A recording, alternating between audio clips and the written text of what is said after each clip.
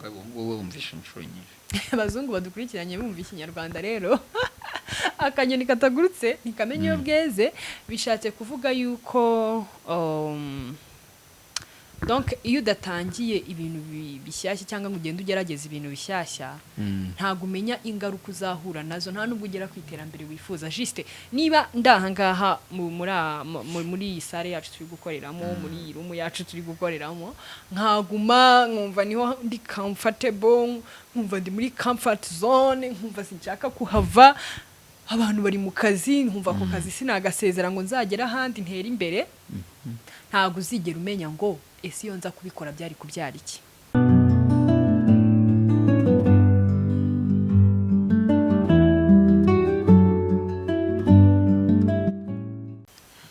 Do you know what? Ugiye kutwakira uyu munsi. Yeah, sure. Ndabakiriye ikaze nanone. Murakoze cyane. Nta gutinza, nta gutinda, nta kubatindira. Ngiye kubaza ibibazo bikomeye. Ntago bikomeye cyane. Shushubi urasuhuje ikaze nanone nta no gusuza abantu. Cha no twabasuhuje pe. Uyu munsi nese ko kigewe n'injoro zikanganywa mwiriwe mugitondo kanganywa mwaramutse. mwaramutse. Iri ryaho naryo ryatona. Uya data muraho neza. Turabashuje twabashuje. Turabaramukije. Nukuri ndabikodiyo tubasuhuje. Yeah, good. Reka nkubaze ibibazo nshaka kubaza uyu munsi. Ufite amajisho. Nshaka kwinjira mu kiganiro nta gutinda uyu munsi. Ninjye uri munabanza. Ninjye ubanze kubaza. Ntabwo bufite. Buri munsi urabanza nanjye reka nkubaze. Nta kibazo. Rero bene data tugiye kubazanya ibibazo mu buryo buri sociale n'uburyo buri biblique. Nyine twe twifuje no munsi kubazanya mu ijambo rimwe tugiye kubazanya ibintu bitandukanye nyine. Ariko icyo kiganiro ndumva twatikita bivuze iki kuko ibintu byose turi tuvuga urajya uvuga ubusobanuro bwabyo. Sibyo? Urajya uvuga uri ufite confidence. Ninjye utangira ngiye nshaka kumenya ninjye utangira undi nkagenda. Okay. Ikibazo cyane wowe. Ngewe. Ninjye uri butangiye nkubaza. Bazo. Ikibazo cya mbere kiravuga ngo muri Bibiliya haranditse ngo bivuze iki gukunda mugenzi wawe ngo kunda mugenzi wawe nkuko wikunda. Bibiliya handitse. Ibyo bintu bivuze iki? Muri Bibiliya haranditse ngo kunda mugenzi wawe nkuko wikunda. Iyo bishyize mu buzima bwawe busanzwe bwa buri munsi. Yego. Ibyo bintu bivuze iki? Kunda mugenzi wawe nkuko wikunda. Bivuze numva bisobanuye ko icyiza numva nkunda cyambaho mu buzima bwanjye. Yego. Ni byiza ko nundi na mugenzi wanjye aricyo kintu mwifuriza. Sinifuza ibyiza gusa hanyuma nigera kuri mugenzi wanjye we muhitiremo ibibi. Ngo aho nifuza kurara heza mba numva byagakwiriye ko mugenzi wanjye nawe ariho namwifuriza yarara. Ibyo nifuza byiza ibyo kurya biryoshye byakabaye byiza ko na mugenzi wanjye ari byo mwifuriza. Pana kujya kurya nkakwepa nkajya ahantu heza nkihisha naza namazeho nkazana ibisigazwa cyangwa se nkamungurira ibijumba cyangwa ibigori. Ibyiza bimbaho nifuzaho ko bimbaho. Nifuza ko ubuzima bwiza nifuza ko nabamo. Nifuze ko na mugenzi wanjye aribwo yabamo. Inzu nziza naturamo na mugenzi wawe ayituyemo nta mutima mubi nta kibazo. Nta seri ririmo. Kiranakomeye attention ariko ni byiza kubyeseya. Kunda mugenzi wawe nkuko wikunda kuko turikunda siko bimeze se. Umuntu arikunda mu buzima busanzwe. Usingashubije. Yego. Bega nikunde nkunde mugenzi wanjye nkuko nikunda. Ukuntu nikunda byo ndabizi umuntu wese arikunda. Bene data bavandimwe rero impamvu muri kubona ndi kubyuza cyane. Ibi bintu turacyari mu ntangiro z'umwaka. Ibi bintu biri mu ntego zacu. Dukunde bagenzi bacu nkuko twikunda.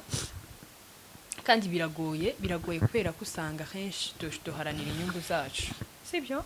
Cyane. Ariko mu homework cyangwa ndahomework mu mukoro turi butahane nitumara kumva abantu munibuze kumva iki kiganiro rwose aka kantu gashyiremo ariko ari ibibazo se uyu munsi ndi buguhate uri kunyibarisha okay ariko nta gikoze bya byose cyangwa ishyo gikoze no kwishyira mu nkweto za mugenzi wawe hajya mu cyongereza mu bivuga putting yourself into somebody else's shoes. Oh, wow. Putting put yourself Yourself into in my shoes. your shoes. Kwambara inkweto, kwishyira mu nkweto zanjye agize ngo biroroshye. Ni umugani hajya cyangwa ni Nka idioms ariko idiom, yeah, ni cya idiom. idioms whatever. Ni idiom ariko ni icyo baba bashatse gusigura. Baba bashatse kuvuga ngo gerageza Kwishyira mu mwanya wa. Wishyire mu mwanya wanjye. Ese njyewe ibi bintu bimbayeho. Njye byankoraho iki cyangwa nanjye nakifata gute? Juste wo kubona mugenzi wawe ari kurira uvuga ati uyu ariko rikurizwa n'iki. Gerageza wumve ko ibintu byamayo nawe bikubayeho ushobora kuriyakitinga mu buryo burushubywa ahubwo cyane. Umukunde, umuhe urukundo, umuhe affection, umuhe juste ni icyo ngicyo bisobanura. Ibibi umwifuriza bibaye ari wowe bigiyeho. Wabyifatamo wabyihanganira, wabikunda, wa celebrating. Reka twifurize bagenzi bacu ibyiza kuko natwe twifuza ibyiza ko bitubaho. Ikibazo cya kabiri kiravuga ngo ujya ubona abantu bakora ubukwe. Kwenda bubona Nawe warabukoze. Natwe twarabukoze. Yego. Bantu muze kumfasha muri comment mumbwire iyo bavuze ngo ubu bukwe bwari bwiza. Ko twese abageni baba bavuga ngo nta mugeni mubi ubaho. Rema bibonye ko nambaye nk'abageni. Yego. Ramaze. Natsa tuyivuze. Urumva? Iyo bavuze ngo ubu bukwe bwari bwiza. Kore ibibazo ndi bivuze hano mbireba ni. Ese ubukwe bwiza ubundi babumenya bate? Ese ubukwe bwiza. Ubukwe bwiza rero, ubukwe bubaho ni bwinshi cyane. Ubukwe bwiza kuri njyewe ni ubukwe umuntu yateguye mu bushobozi bwe, mu mbaraga afite. Ubwo sinitaye ku bushobozi ngo bungana iki. Kugenda uko imbaraga zawe zingana niko Yesu yabwiye nde? Imana yabwiye Yosuwa. Ibyo Yosuwa? Gideon ni Gideon ya. Wagiye uko imbaraga zawe zingana, ukagenda uko ubushobozi ufite bungana, ugakora ibingana nawe, ugakora ibisa nawe, ugatumira inshuti zawe nta complexe, zikanezerwa nawe, zikanezerana hamwe nawe muri uko kuntu wagiye. Pana kwipasa muremure, akazi ufite urakaza ukajya gukora ubukwe wikopesheje bafasha amadeni. Ubukwe bwiza ni ubukwe wakoze bungana nawe, bungana na warebye mu kazi ufite ugapimira, wabupimiye mu kebo k'ibyo utunze, wabupimiye mu kebo kabawe ni naho turuka, ukanezeranwa n'abawe kandi ukabukora nyine ubukwe nk'ubwo se wabukora urakaye. Reka ubu umeze neza. Wanatabuka kuri hari deni wumva ririmo se? Ubukwe bwiza nuko nguko. Ubukwe bwiza nubwo nguko. Ubwo ubaye ufite amafaranga menshi wakora ubukwe bwiza, ubaye ntayo ufite naho wakora ubukwe bwiza. Ubu bukwe bwiza mvuga ntawe utabukora. Ari umuntu uba mu cyaro ahantu mu migina yakora ubukwe bwiza. Cyane hari mu rukundo. Icyambere ni urukundo. Wabiteguye nyine. Urukundo rushobora kuba nta ruri mu bukwe bukaba buri. Aho nirinze kujya gusesengura cyane kumusesengura buri mu rukundo. Ikindi murishimye mwishimiye ibintu byanyu. Ariko reka mbabwize ukuri bene data, ubukwe burimo amafaranga butarimo Imana butarimo n'urukundo, ubwo bukwe buba bubi kuri bene data bamwe na bamwe. Sambaje ubukwe bwiza ndumva nabugusubije. Okay, cyambere ni urukundo, amafaranga aza abiherekeje harimo ni byiza ariko atanarimo ntabwo bituma ndabisubiramo. Ubukwe bwiza ni ubukwe wagiye bungana n'ukungana mwishimye harimo urukundo.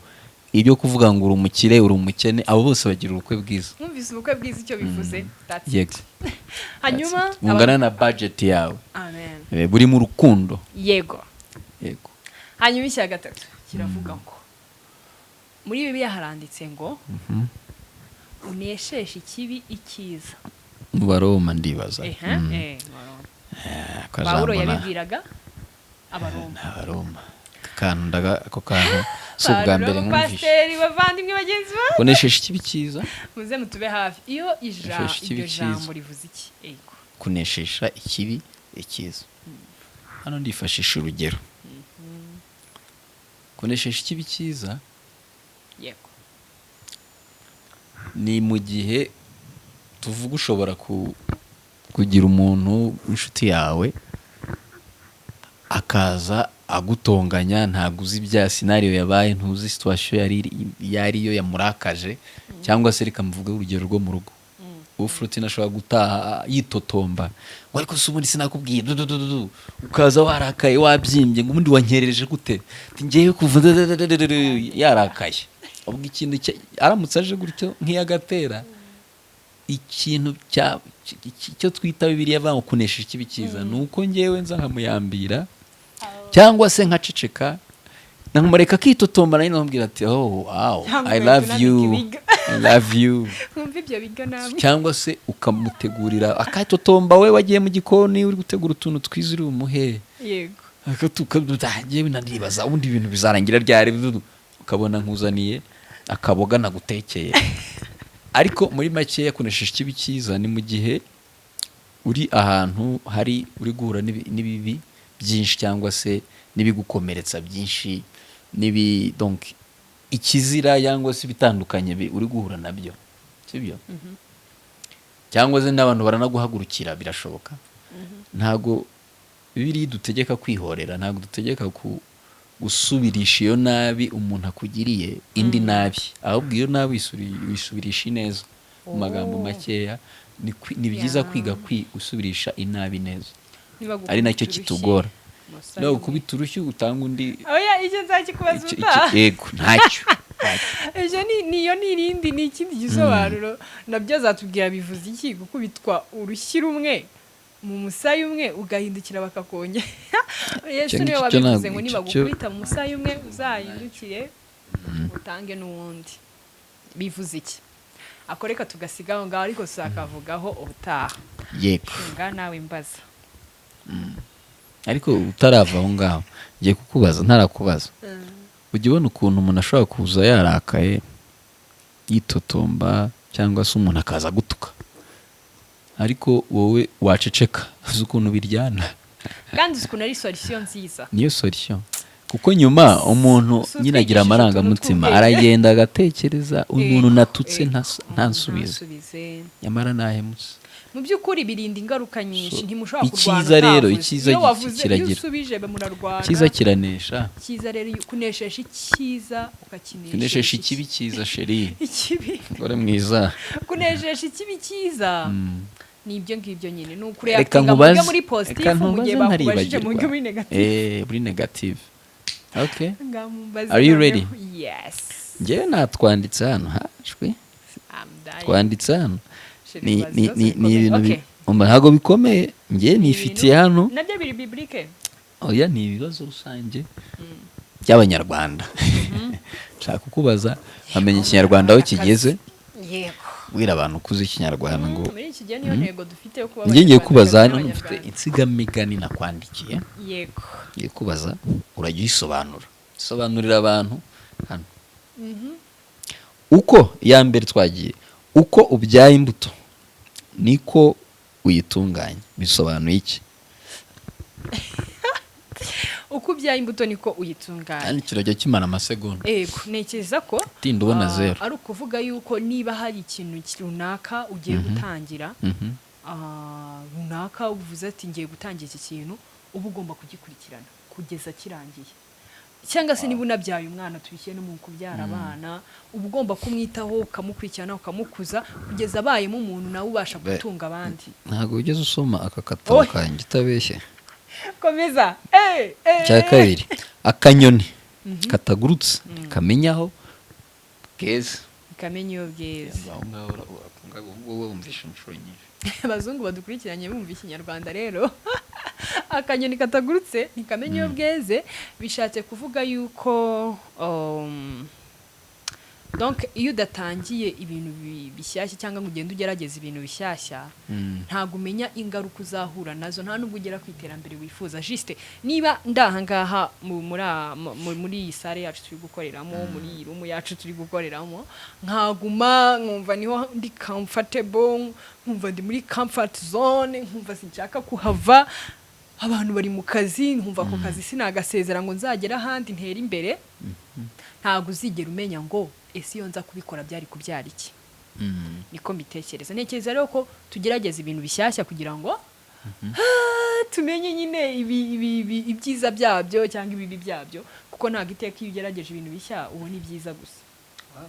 Rero mujye muguruka mwatunyoni mwe byagura ubumenyi. Twebwe utunyoni ako kantu uvuze ni sawa cyane. byagura ubumenyi. Ubwo iyo haburamo kugerageza ibintu bishya na rugwe zero. Yego. Gaho twaje ikintu cyurakiza amarira y'umugabo atemba ajya mu nda. Bivuze iki? Bisigura iki? Okay, amarira y'umugabo atemba ajya mu nda. Okay, ako kabazo ngiye ukuntu nagasubiza. Urana abadamu iyo tugize agahinda. Biragoye ko holding our tears. We can't hold. Nyine ntabwo ushobora gukomeza amarira yawe witumva busting nyine ugaturi kukarira ukaririra muri muhisi n'umugenzi ukabwira abantu bose byakubayeho agahinda wagize byaguye. Niyo umuntu ababaye murarira, niyo mwishimye murarira, ariko ni ntacyo bitwa. Amarangamutima yanyu nabo. Amarangamutima yacu okay, n'abagabo bijya bibaho, ariko amarangamutima yacu twebwe nukateye turarira. Nyine impamvu ushaka gusobanura amarira y'umugabo atemba ajya mu nda muri rusange, umugabo ni wa muntu ushobora kugerwaho n'ikintu gikomeye kibabaje, still ukamubona utanamenya ko ukabura gasinye ariko ushiriramo imbere, ari umutima wenda nko guturika, ariko akakureba gutya imwe na rimwe akaba yanaseka. Ibyo mama yarabikubwiye sheri, ibyo bintu ngira ngo yarabigusobanuriye kuko urimo uragira cyane. Ikindi nizi Kinyarwanda my dear friend, abantu barimo banyigishije Ikinyarwanda. Umuhigo w'ubukwe ntugira ikibanza. Anabajije abasaza ntabwo uri mu nyiri umuhigo w'ubukwe ntugira ikibanza. Umuhigo w'ubukwe ntugira ikibanza. Ngiye numva umuhigo w'ubukwe ntugira ikibanza, numva umuntu iyo agiye gukora ubukwe ntabwo ari ngombwa ngo ashinge ku mitungo afite cyangwa avuge ngo ntabwo ndagira ahantu ho kubaka, ngo ntabwo nakora ubukwe. Ajya ngira nibyo zero. Umuhigo w'ubukwe n'umunyarwandakazi bivuze ko nta muntu wigira. Nta muntu wigira, bivuga ngo gutegura ubukwe ni igikorwa gisaba amaboko y'abantu barenze umwe. Ntabwo bivuga ngo nuko udafite ikibanza. Ntabwo ari ikibanza. Ninjye munyarwandakazi ahubwo bisaba ubufatanye n'imbaraga za benshi. Yes, wese ko wabibonye. Ya niko bigenda. Ubu witabaza imiryango, inshuti. Ubwo wishemo kimwe. Ikindi aho umugabo w'ijambo ari nta kiguruka. Kurahiye ariko karanumvikana gasesengura ukumva. Aho umugabo w'ijambo ari nta kiguruka. Ikiguruka si biguruka bya bivaye bijye. Aho umugabo w'ijambo ari nta kiguruka. Mwera atabishatse kuvuga iki? Aho umugabo w'ijambo ari nta kiguruka. Okay, ureka ngiye nkubwiye ko ndiko byumva. Aho nyine aho umuntu ufite ubushobozi ari, ibintu byose biramwumvira. Nka rero n'uwiteka. Aho umugabo ari bisobanuye aho umuntu ufite ijambo ari, ahantu hari ubuyobozi ibintu byose bigenda neza, haba hari umutekano. Uzanyemo uwiteka. Hakaba hituzo. Okay, nyine aho ubuyobozi buri cyangwa se aho umuntu hari ubuyobozi runaka, niba mu rugo hari umuntu rwose umuntu akordona ibintu neza, ibintu byose abishyira ku murongo, like ibintu bigira umurongo. Aho ngaho ariko n'ingiye gukopeje ubwo ni bibiri wishe ubibare. Oya ni kimwe n'igice. Inzira y'inda niyo nzira ndende. Inzira y'inda niyo nzira ndende. Bivuze iki? Mu ijambo rimwe ntabwo ujya muri twajyaga twiga ko gutamira ibiga mu kanwa bikaca mu mugogoro, ozophagus ikamanuka, nyine ni harehare pe.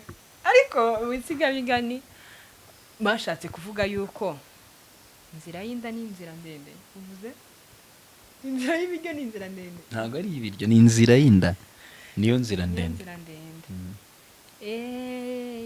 Kubona ibigutunga nibyo bintu bitwara igihe, bitwara umwanya, kandi bigomba kugutunga nyine ukabaho. Bitwara nyine igihe kirekire, bitwara umwanya kugira uzabone ibintu byakubeshaho. Niyo mpamvu bavuga ngo inzira y'inda ni inzira ndende. Ngo kurya bisaba biraharanirwa, birakora kubera iyi nda yacu. Kugira ngo ubone icyo kurya nuko inda y'abacu nuko ugomba gukora.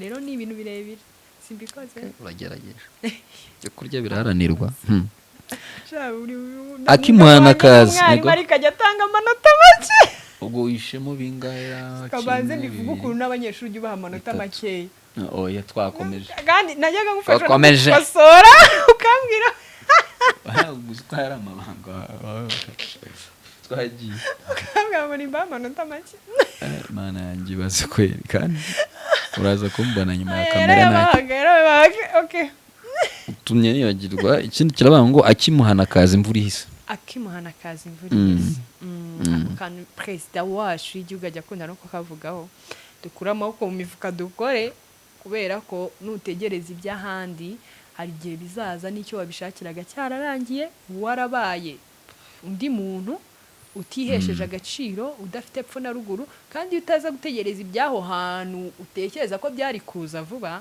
wari kuba warikuye mu bukene mvuze gipolitisiye ariko nibyo dukura amaboko mu mifuka kuko Akimuhanakaza imvura ihise yego bivuze nyine ko ibyiza by'ahandi ibyiza by'abandi utegereje kubitegereza ntabwo uzi igihe bizazira ntabwo uzi igihe bizazira kandi ntabwo ushobora kugenda ngo babwiye ngo byanyu mwansezeranyije mwabimpaye kandi ari isezerano atari itegeko bikugeraho bitinze kandi nanone yego ntabwo uba uzi ngo bizahagera ryari cyane bizanahagera rimwe na rimwe biratinda abitegereza bikaheba ikindi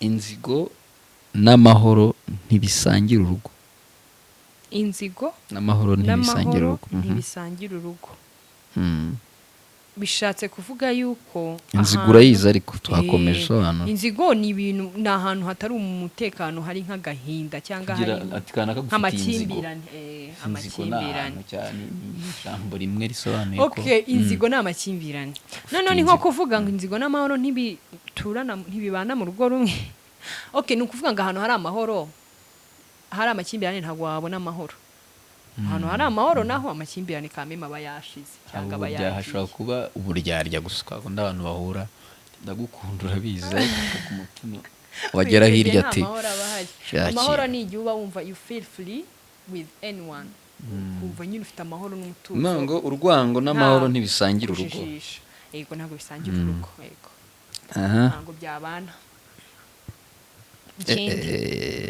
inzu yubakwa n'imiganda ariko urugo rwubakwa n'urukundo bisigura iki nk'umuntu uhora uvuga ibintu bya marriage koko twagiye aho ngaho turamenya ibyo ari niba utari ukutupfunyikira sorry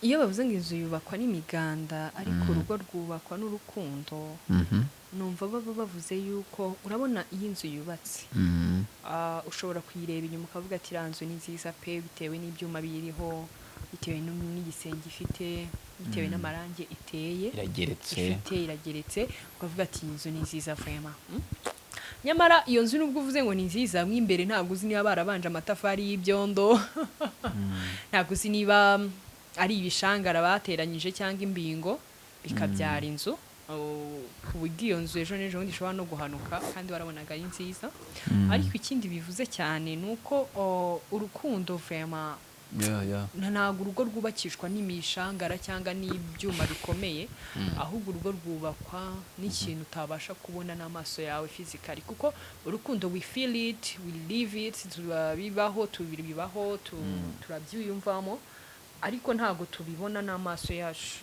uyu musizi yashatse kuvuga ko urugo rwubakwa n'urukundo ntabwo rushingira ku bintu bigaragara cyangwa ngo uvuge ngo mfite inzu y'ama etaje 5 ngo ubwo mfite urugo rwiza yego cyangwa ngo mfite inzu ifisize amarangi meza mfite materiel zitandukanye mfite ibintu bitandukanye biri mu nzu yanjye mfite urugo rwiza no se ndaguha wenda nk'arindwi ku 10 yewe sheri najya ndaguha 10 nk'arindwi ku 10 ariko imurebe confidence bivuganye murebe urukundo ntako ntagize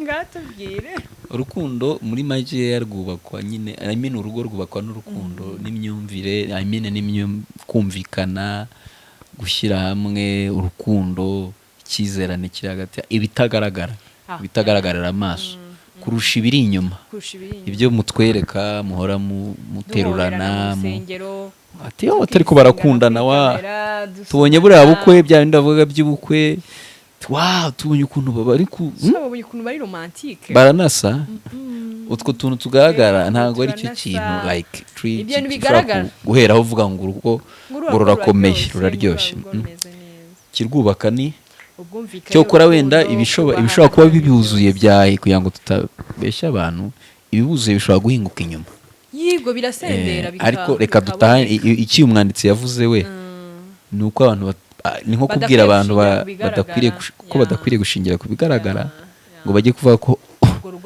urwo rugo ruhari, ahubwo iby'imbere bimwe ushobora no kuba utanabona cyane kuko inzu buriya umuntu ishobora kuba yubatswe n'amatafari aya ngaya ni ayo ruriba harya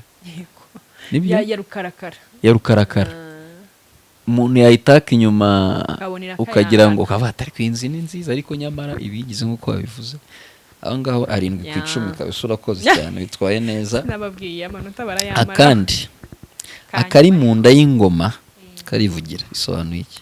Asho nakanyuma wambajije ibibazo byinshi. Urumva ari akanyuma ye nakanyuma kabisa. Akari mu nda y'ingoma karivugira. Simona ingoma ariko tujye tutanagiye kure cyo tuba abanyarwanda n'abanyarwandakazi. Ni murebe ukuntu ingoma irimo n'akantu k'akabuye gato ukayiterura kahita kagakubita wayigenda nigagenda isakuza. Yego. Akari mu nda y'ingoma nye karivugira. None tubishyize mu buzima busanzwe nekeza ko umuntu wabyanditse yashakaga kuvuga yuko cyangwa bivuze yashaka kuvuga ko ikiri imbere mu muntu gisakara ikiri mu mutima w'umuntu gisakara inyuma umuntu arakubona akamenya ikikurimo. Tuvuge urugero rwiza numva ntekereje. Amen. Urugero rwiza ntekereje ni urugero urabona nk'iyo umuntu avuga ko yizera Yesu Kristo. Sibyo? Nkajya mbwira abantu ko nizera Yesu Kristo ariko ibintu nkora bakabona rwose nta hantu bihuriye n'ibya Yesu Kristo. Nubwo kaba kivugiye kaba kakiyerekanye ni cyangwa se tuvuge nizera Yesu Kristo ariko ibintu nkora rwose birahura nuko mvuga ko nizera Yesu Kristo. Birahura 100% nera imbuto zikwiriye abakijijwe mfasha abagenzi banjye ndabakunda cyane byose imbuto z'umwuka. Ibyo bintu iyo mbikora kandi mvuga ko nanizera nyina kari imbere mu mutima w'umuntu karivugira. Niba uba mu buzima mbega bwa busobanura icyo wizera. Urundi rugero hari nk'umuntu uvuga ngo umugabo wanjye ngiye kumuhisha ibi bintu n'urugero yabihisha umugabo we iminsi igashira indi kagenda kuko azi karibanga wenda ashaka kwasangiye n'undi muntu umwe n'urugero bigatangira gutuma abaho uburyo busa n'ibimurimo. Yego cya kintu ahisha agatangira kubura amahoro mu rugo agatangira kubura ukabona asigaye avuga ibintu biterekeranye uburyo butandukanye nuko yari asanzwe ari yakucinga agakora uko bitandukanye. Uwo mugani rwose nicyo ushatse kuvuga cyane abagabo ngo bakunda kubavumbura nako n'abagore ariko barabavumbura. Guys ubwo ubonye amanota ngira ngo na 6/10 wangerageje ibibazo byose nasubije ibaze na 6/10 nakoze cyane muzatubwira dukurikira ibi byose tubikora nyine nk'umuryango ngo tuganire tunige turebere hamwe icyatuma umuryango muri Sigamigani wizemo iki. Nibaza ko harimo amasomo menshi cyane muri ibibazo hari ibibazo twumvishe biri spiritual nawe ufite ukuntu wabisobanura wabisubiza nshobora kuba nashubije nyine bingana n'ubushobozi bukeya bwanjye bwinshi ngo akambeshya gutya ariko uko biri kose. Mwakoze cyane kubana natwe hanyuma don't forget to turacyabakunda. Yego don't forget to subscribe gukanda kuri kakazogera k'umutuku gukanda ahantu handitse ngo share gutyo mbivuze share no gukanda ahantu handitse comment ukandikamo ikintu utekereza. Kandi twamenye ko gukunda ari itegeko ni itegeko ry'Imana kunda mugenzi wawe nkuko wikunda mudukunde rero mudukunde sibyo murakoze. Wabona hari umuntu ushaka kukwanga kirazira Yesu yaravuze ngo mukundane nkuko nabakunze. Amen. Thank you guys. Bye. bye bye ciao ciao